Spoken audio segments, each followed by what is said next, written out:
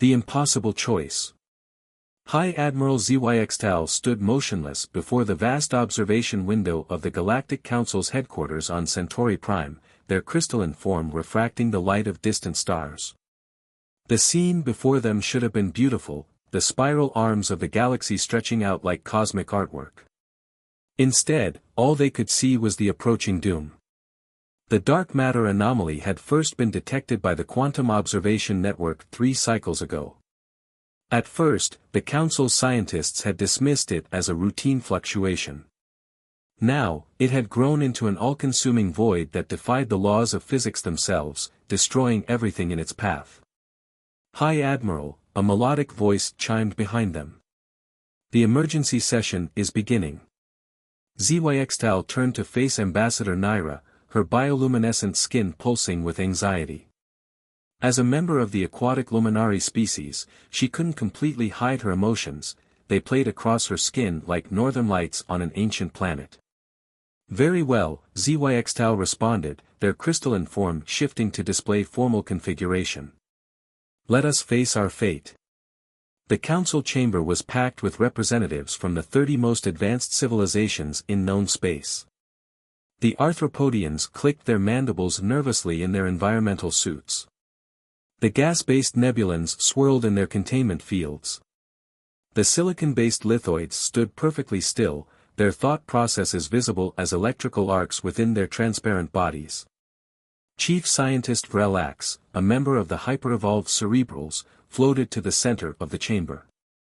Their enlarged cranium pulsed with neural activity as they projected the latest data into the shared consciousness space. "The anomaly has accelerated beyond our worst projections," they announced, their thoughts translating simultaneously into all known languages. "At current velocity, it will reach the core worlds in 15 cycles. Our most advanced quantum barriers cannot slow it. Our attempts to redirect it have failed. We are facing an extinction-level event." The chamber erupted in a cacophony of voices, clicks, and telepathic broadcasts. Zyxtal raised their crystalline appendages, calling for order. "Surely," Ambassador Kree of the Lithoid sparked, "with our combined technological might, we can find a solution." "We have tried every approach known to advanced physics," Vrelax responded. "The anomaly operates on principles that defy our understanding. It's as if, it's breaking the very rules we built our civilizations upon." That's when Ambassador Naira's skin flashed with a pattern that indicated either inspiration or madness. "Perhaps," she pulsed, "that's exactly why we need help from those who never learned the rules in the first place." A heavy silence fell over the chamber as her meaning became clear. Zyxtal's crystalline structure vibrated with disbelief. "You cannot be suggesting." "The humans," Naira confirmed, her skin now glowing with determination. The chamber exploded again, this time with protests. The humans were barely space-capable, still using chemical rockets and primitive quantum computers. They hadn't even unified their planet under a single government. They were, by all measurable standards, centuries behind the youngest council race. "They are barbarians." Kree sparked vehemently. "They still wage wars over primitive resources. They haven't even mastered basic planetary climate control," another representative chittered. "Exactly," Naira pulsed, her patterns growing stronger. "They are unrestricted by conventional wisdom. They achieved space flight through controlled explosions because they didn't know any better. They split the atom before they understood unified field theory. They built quantum computers using room-temperature semiconductors because nobody told them it was impossible." Zyxtal found their crystalline thoughts aligning with Naira's logic. The humans were crude, yes, but they had demonstrated an uncanny ability to solve problems through sheer determination and what they called thinking outside the box, a concept that had required 15 cycles of study for the Council's xenoanthropologists to even begin understanding. The prophecy, a whisper echoed through the chamber. All attention turned to Elder 9, the ancient representative of the Mystic Collective. They rarely spoke at council meetings, preferring to observe. The prophecy speaks of a young race, unburdened by knowledge, who would see the universe with new eyes when darkness threatens all, Elder 9 continued, their ethereal form shimming. We dismissed it as allegory. Perhaps we were wrong. Zhuangzi made their decision. As High Admiral, they had the authority to act in existential emergencies. Contact Earth, they ordered. But not their governments or military leaders. Find us their most brilliant minds, especially the ones labeled as, what is their term? Crazy enough to work. As the council scrambled to comply, Zhuangzi gazed out at the galaxy again. They had achieved their position through perfect logic and adherence to known physical laws. Now, they were about to put the fate of civilization in the hands of beings who thought strapping themselves to controlled explosions was a reasonable way to reach orbit. The universe, it seemed, had a sense of humor after all. The human touch. The council's delegation materialized in a cluttered laboratory at the Massachusetts Institute of Technology, causing several graduate students to spill their coffee. High Admiral Zhuangzi's crystalline form refracted the fluorescent lighting into rainbow patterns across the walls, while Ambassador Naira's bioluminescent skin cast an ethereal glow through the room. Dr. Isabella Rodriguez? Naira called out, her translator converting her bioluminescent pulses into English. A crash came from behind a massive whiteboard covered in equations, followed by rapid footsteps. A woman in her late 30s emerged, her dark hair tied in a messy bun, wearing a lab coat covered in marker stains and what appeared to be burn marks. Her eyes widened at the sight of the aliens, then immediately narrowed in scientific curiosity. "Oh wow," she breathed, pulling out a tablet and beginning to take readings. "Your crystalline structure, it's maintaining quantum coherence at room temperature. And you," she turned to Naira, "your bioluminescence, it's not chemical, is it? It's quantum entanglement-based communication." Zhuangzi and Naira exchanged what passed for surprised looks among their species. Most humans they'd revealed themselves to either panicked or stood in awe. This one had immediately started conducting research. "Dr. Rodriguez," Zhuangzi began, "we represent the Galactic Council." "Hold that thought," Isabella interrupted, running to her computer. "Just need to record these readings. Raj, get in here. And bring the quantum spectrometer." A tall man with glasses and a perpetual grin burst through the door, carrying what looked like a modified microwave oven. "What's up, Izzy?" "I was just about to, holy Einstein." He nearly dropped the device at the sight of the aliens but quickly recovered and started setting it up. "Dr. Rajesh Patel, I presume?" Naira pulsed, her patterns showing both amusement and impatience. "Yeah, that's me," he replied absent-mindedly, already calibrating his equipment. "Just give me a second, these readings are impossible." "Izzy, are you seeing this?" "Impossible is our specialty," came a new voice. A woman with close-cropped silver hair and multiple piercings leaned against the doorframe, arms crossed. "Though our alien friends here might be pushing even our definition." "Dr. Victoria Sterling," Zhuangzi acknowledged.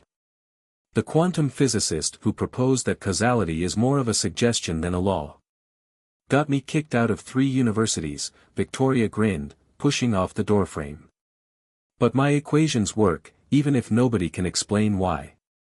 "Speaking of unexplainable things, want to tell us why the Galactic Council is slumming it in a basement lab at MIT? Finally, they had the humans' full attention.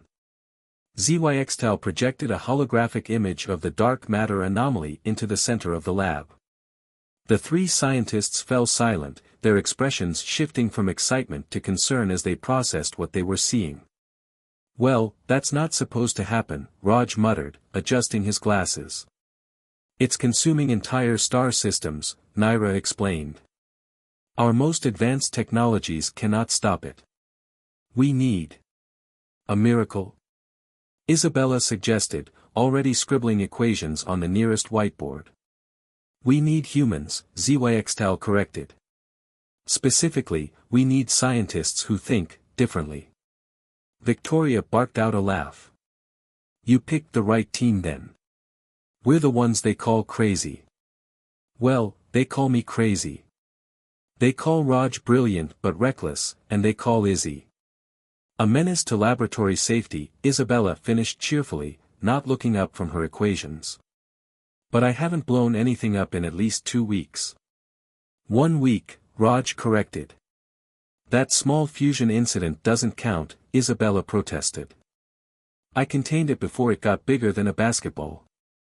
Zewextal's crystalline form vibrated with uncertainty. These were the beings they were trusting with the fate of the galaxy. The ones making jokes about fusion accidents. But then they noticed something. While the humans bantered, their hands never stopped moving. Isabella's whiteboard was filling with equations. Raj was running simulations on 3 computers simultaneously. Victoria was building what appeared to be a model of the anomaly using coffee cups and rubber bands. The dark matter isn't just consuming systems, Victoria mused, adding another coffee cup to her model. It's converting them. But into what? Energy can't be destroyed, Raj muttered, typing furiously. So where's it all going? Isabella stepped back from her whiteboard, marker still in hand. What if we're thinking about this wrong? We're trying to stop it from converting matter. When we should be controlling what it converts matter into. Victoria finished, knocking over her coffee cup model in excitement. Like a quantum conversion engine? Raj suggested, his eyes lighting up. But on a cosmic scale? The 3 humans looked at each other, grins spreading across their faces. It was the exact expression that had appeared on countless human faces throughout history, just before they did something either brilliant or catastrophic. Often both. We're going to need a bigger lab, Isabella announced. And better coffee, Raj added. And probably someone to sign a lot of waivers, Victoria concluded. Zewextal and Naira watched in fascination as the humans launched into a rapid-fire exchange of ideas, theories, and impossibilities. Their words tumbled over each other, each crazy suggestion building on the last, slowly forming something that might, against all logic, actually work. The fate of the galaxy now rested in the hands of 3 humans who thought the laws of physics were more like guidelines. As Zewextal watched them work, they realized that might not be such a bad thing after all. After all, when faced with the impossible, who better to help than those who made a habit of doing it? Breaking all rules. The Galactic Council had converted an entire asteroid into a research facility for the human scientists, much to the horror of their more conservative members. The massive complex housed laboratories, quantum computers, and enough safety containment fields to hold a small supernova. They needed every single one. Fire in the hole. Isabella's voice echoed through the main testing chamber. A brilliant flash of purple light erupted from her experimental apparatus, followed by a sound that physics insisted shouldn't exist. That's the 3rd quantum converter we've blown up today, Raj noted, not looking up from his holographic displays. But hey, at least this one lasted 12 seconds longer than the last one. Victoria emerged from behind a radiation shield, her silver hair standing on end from the residual energy. The conversion matrix is holding longer, but we're still losing coherence at the quantum level. It's like trying to catch smoke with a net made of smaller smoke. High Admiral Zewextal observed from the safety of the control room, along with a delegation of council scientists. Their crystalline form vibrated with increasing concern as they watched another expensive piece of equipment dissolve into its component atoms. This is madness, Professor Zenith of the Cerebral Academy declared, their enlarged cranium pulsing with disapproval. They're violating every known law of quantum mechanics. That's kind of the point, Ambassador Naira pointed out, her skin patterns showing amusement. The anomaly doesn't follow our laws either. Down in the lab, Isabella was already sketching modifications on a holographic blueprint. Her lab coat now sported new burn marks, and there was a streak of something that might have been dark matter residue in her hair. What if we stop trying to control the conversion process, she suggested, manipulating the 3D design with practiced gestures. Maybe we need to ride it instead, like surfing a wave. Surfing dark matter. Raj raised an eyebrow. That's either brilliant or completely insane. Why not both? Victoria grinned, already running new calculations. If we can't stop the conversion, we direct it. Create a quantum resonance that guides the energy flow instead of trying to contain it. The council scientists watched in horror as the humans began dismantling their carefully constructed quantum containment systems. In their place, they started building something that looked more like a cosmic surfboard than a scientific instrument. They're going to create a catastrophic collapse of spacetime, Professor Zenith predicted grimly. Probably not, came a new voice. Dr. Liang Wei, Earth's leading expert in quantum field theory, had arrived the day before as a consultant. He stood out among the chaos of the human team by actually wearing proper safety gear and following protocols. Their math is solid, even if their methods are unconventional. Unconventional? Zwextal's crystalline form sparkled with what might have been incredulity. They're building a device to surf a dark matter wave that's destroying entire star systems. Yes, Wei agreed calmly. But notice how they're approaching the problem. They're not fighting against the fundamental nature of the anomaly. They're working with it, like Aikido at the quantum level. Down in the lab, the test chamber had been reconfigured. The new device looked deceptively simple, a sleek, elongated platform covered in what appeared to be a lattice of quantum resonators. Isabella stood before it, making final adjustments while Raj ran diagnostic checks. Ready for test 47, Isabella announced. Raj, power levels. Quantum core at 80% and holding steady. Dark matter simulant ready for injection. Victoria, resonance matrix. Configured for maximum, gnarly, levels, Victoria replied with a smirk. Technical term, of course. The council scientists held their breath as the humans activated their device. The dark matter simulant, a tiny fraction of the power of the real anomaly, was released into the chamber. For a moment, nothing seemed to happen. Then the quantum resonators began to glow with an impossible light. The dark matter swirled around the device, but instead of destroying it, the energy began to flow through the resonance matrix in controlled patterns. It's working! Isabella shouted over the rising hum of power. The conversion is stable. Energy output at 300% of input. Raj reported, his displays flickering with data. We're not just controlling it, we're amplifying it. The triumph lasted exactly 47 seconds before the device overloaded in a spectacular fashion, leaving behind a small quantum singularity that took 3 hours to safely contain. Well, Victoria said, brushing debris from her clothes, that was progress. Progress? Professor Zenith's thoughts radiated disbelief. They created a miniature black hole. Yes, Wei nodded, making notes. But a controlled one. And they maintained stable energy conversion for almost a minute. Last week, they couldn't get past 3 seconds without causing a temporal paradox. Zwextal watched as the humans immediately began discussing modifications for their next attempt, their enthusiasm undimmed by the near disaster. They were simultaneously terrifying and fascinating, a species that saw catastrophic failure as merely another step toward success. Admiral, Naira pulsed quietly, the anomaly has accelerated. We have less than 5 cycles remaining before it reaches the core worlds. Zwextal's crystalline form shifted in what might have been a sigh. They were putting the fate of the galaxy in the hands of humans who treated the fundamental laws of reality like suggested guidelines. And somehow, that was starting to feel like their best hope. When logic fails. The emergency meeting of the Galactic Council was not going well. Holographic displays showed the dark matter anomalies accelerating progress through the galaxy, while the human team presented their latest results. You want to build 1,000 quantum surfboards? Ambassador Kree's silicon form crackled with electromagnetic distress. And position them around the core worlds like some primitive net? Not exactly, Isabella responded, running her hand through her increasingly disheveled hair. They're quantum resonance arrays designed to work in harmony, creating a guided conversion pattern that will tear apart the fabric of space-time. Professor Zenith interrupted, their cranial lobes pulsing red with agitation.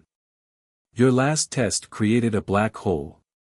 A very small black hole, Raj pointed out helpfully. And we contained it successfully. After it ate 3 laboratories, someone muttered. Victoria stepped forward, her usual grin replaced by fierce determination. Look, we've proven the concept works. The resonance arrays can redirect and convert the dark matter energy. We just need to scale up. Scale up your failures. Kree sparked. The anomaly will reach the Centauri sector in less than 3 cycles. We need real solutions, not human recklessness. High Admiral Zyxtal observed the debate in silence, their crystalline form refracting the holographic displays into complex patterns.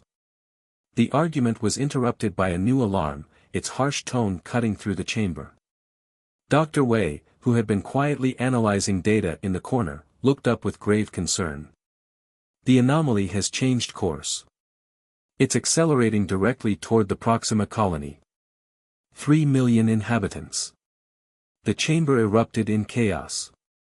Proxima was supposed to have 2 more cycles before the anomaly reached them. Now they had less than 12 hours. We can deploy the prototype, Isabella said quietly, but with absolute conviction. The room fell silent. The prototype isn't ready, Raj protested. We haven't completed the stability tests. We don't have time for tests, Victoria cut in, already pulling up the schematics.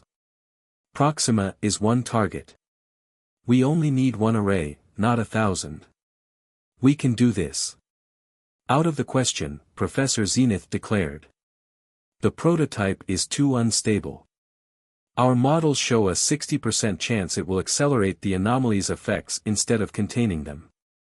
Your models, Dr. Wei spoke up, surprising everyone, are based on conventional physics. This situation is far from conventional. He turned to the human team. What do your instincts tell you? Isabella, Raj, and Victoria exchanged looks.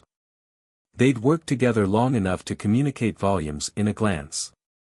We can modify the resonance matrix to handle the increased power, Isabella began. I can reconfigure the quantum core for maximum throughput, Raj continued. And I can adjust the field harmonics to match the anomaly's frequency, Victoria finished. This is madness, Kree sparked. You're betting millions of lives on untested human intuition. No, Zyxtal spoke for the first time, their crystalline form glowing with decision. We're betting them on human determination. The same determination that took them to space using controlled explosions. That split the atom before understanding quantum mechanics. That achieved quantum computing with room-temperature semiconductors. The same determination, Naira added, her bioluminescence pulsing with support, that made them keep trying after 47 failed tests, each one of which could have killed them. I cannot authorize this, Professor Zenith protested. The risk is mine to take, Zyxtal cut them off. As High Admiral, I have emergency authority. How long to deploy the prototype? 6 hours to make modifications, Isabella answered immediately. 2 hours to transport and set up. That leaves us 4 hours to save Proxima, Victoria noted. Plenty of time. For humans, Raj added with a grim smile, that's practically a luxury. The next 8 hours were a blur of activity. The human team worked with a focused intensity that even their critics found impressive. Isabella moved between complex equipment with the grace of a dancer, making adjustments that violated several laws of physics. Raj's fingers flew over quantum interfaces, programming changes faster than the AI assistants could process them. Victoria filled holographic displays with equations that made seasoned mathematicians wince. Dr. Wei coordinated with the Council's scientific teams, translating human intuition into terms their rigid logical frameworks could accept. He had stopped trying to explain how the modifications worked and instead focused on proving they wouldn't immediately destroy the universe. As the final hour approached, the prototype was positioned at the calculated intercept point. The massive device, now modified far beyond its original design, hung in space like a technological monument to human audacity. The Council observation chamber was silent except for the steady countdown and the soft hum of monitoring equipment. The dark matter anomaly approached, its massive form distorting space itself. Isabella, Raj, and Victoria stood at their control stations, their earlier banter replaced by professional focus. They had one chance. One opportunity to prove that human instinct and determination could triumph where advanced alien logic had failed. Anomaly entering range in 5 minutes, Raj reported calmly. Zewexdal's crystalline form vibrated with tension. They had staked everything on these humans and their impossible ideas. Now they would discover if that trust had doomed them all or saved the galaxy. The countdown continued as the fate of millions hung in the balance, dependent on a device that defied the laws of physics, built by humans who refused to accept impossible as an answer. The anomaly approached, and the universe held its breath. Rewriting the laws. Anomaly entering final approach, Raj announced, his voice steady despite the tension. Impact in 3 minutes. The massive viewing screens in the council chamber showed the dark matter anomaly approaching their prototype. The void-black mass twisted space around it, distorting the very stars behind it. Against this cosmic horror, their device looked almost fragile, a delicate lattice of quantum resonators and energy converters that resembled a giant snowflake made of light. Core quantum matrix at full power, Isabella reported, her hands dancing over the holographic controls. The device began to pulse with an otherworldly glow, its resonators spinning up to frequencies that shouldn't have been possible in normal space. Field harmonics aligned, Victoria added, her eyes fixed on the swirling equations floating before her. Ready to initiate conversion sequence. High Admiral Zewexdal's crystalline form sparkled with barely contained anxiety. Around them, the council members watched in tense silence. Even Professor Zenith had stopped predicting imminent disaster, their enlarged cranium pulsing with reluctant fascination. 2 minutes to impact, Raj called out. Beginning primary sequence. The prototype's resonators accelerated, creating patterns of light that hurt to look at. Dark matter tendrils from the anomaly began reaching toward it, testing, probing. Energy levels rising, Isabella announced. Conversion matrix holding steady. Wait, Victoria suddenly straightened, her eyes widening. The anomaly, it's changing course. It's being drawn to the device. That wasn't in the calculations, Professor Zenith's thoughts radiated alarm. The gravitational attraction shouldn't be. It's not gravity, Dr. Wei interrupted, studying his readings. The resonance pattern, it's creating a quantum attraction. Like calling to like. 1 minute to impact, Raj reported. The anomaly is accelerating. Isabella's hands flew over the controls, making adjustments faster than the alien observers could follow. Increasing power to the conversion matrix. Raj, we need more throughput. The quantum core is already at 120% capacity, he protested, even as his fingers worked to squeeze more power from the overloaded systems. Then make it 150%. Victoria shouted, her own displays showing cascading warnings. The attraction is too strong, we need to match its power or the device will be overwhelmed. 30 seconds. The chamber's atmosphere was electric with tension. The humans worked in perfect synchronization, pushing their creation far beyond its designed limits. Warning signals blared as system after system redlined. Core stability failing. Raj warned. We're losing containment. No, we're not, Isabella said through gritted teeth. She reached for a final control sequence, one they had specifically been warned never to use. Initiating total resonance lock. Isabella, no. Victoria's eyes went wide. The feedback loop could. Could what? Isabella shot back, not taking her eyes off her controls. Kill us? The anomaly will do that anyway. Sometimes you have to roll the hard 6. 10 seconds to impact. The prototype's glow had become blinding, its quantum resonators spinning so fast they seemed to exist in multiple dimensions at once. The dark matter anomaly bore down on it like an unstoppable cosmic force. Brace for impact. Raj yelled. The collision, when it came, was both more and less spectacular than anyone expected. There was no explosion, no cosmic fireworks. Instead, the moment the anomaly touched the prototype's energy field, both began to change. The void-black mass of the anomaly started flowing into the resonance patterns like water down a drain, but as it did, it transformed. Energy readings spike off every scale as dark matter converted into something else entirely. It's working. Isabella shouted over the scream of overtaxed equipment.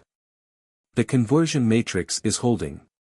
Power output is impossible. Raj stared at his readings in disbelief.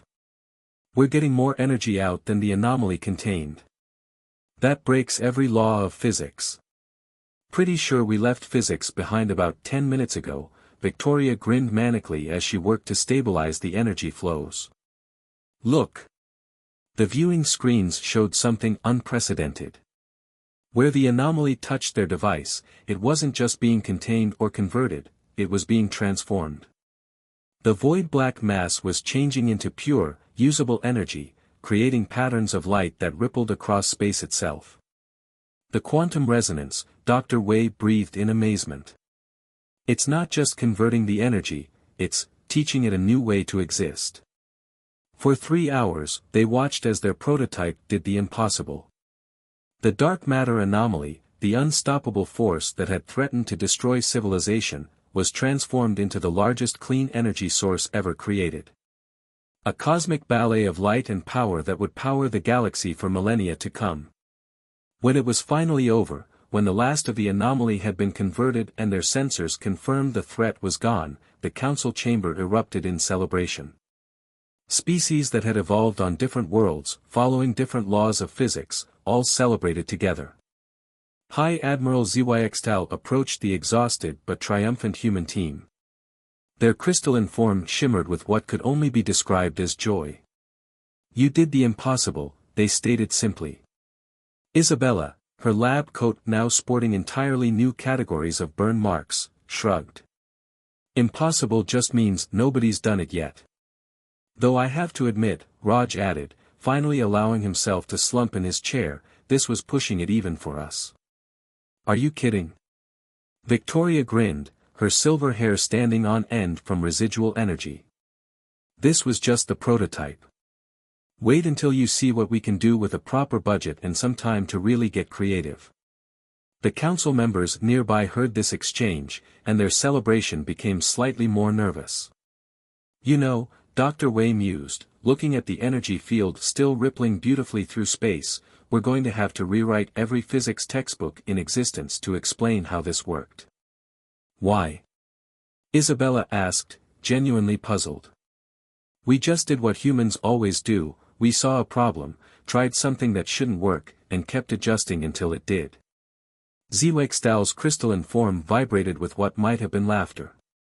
They had sought out humans because they needed those who could think outside conventional bounds. They were only now realizing that humans didn't think outside the box, they simply didn't believe the box existed in the first place. As the celebration continued, new holographic displays showed the converted energy being safely channeled into collection systems. The greatest threat the galaxy had ever faced had become its greatest gift, all because 3 humans had refused to accept that something was impossible. The universe, it seemed, had a lot more to learn from humanity. And humanity, true to form, was already wondering what impossible thing they should try next. After all, they had a whole galaxy of possibilities to explore, and nobody had told them they couldn't.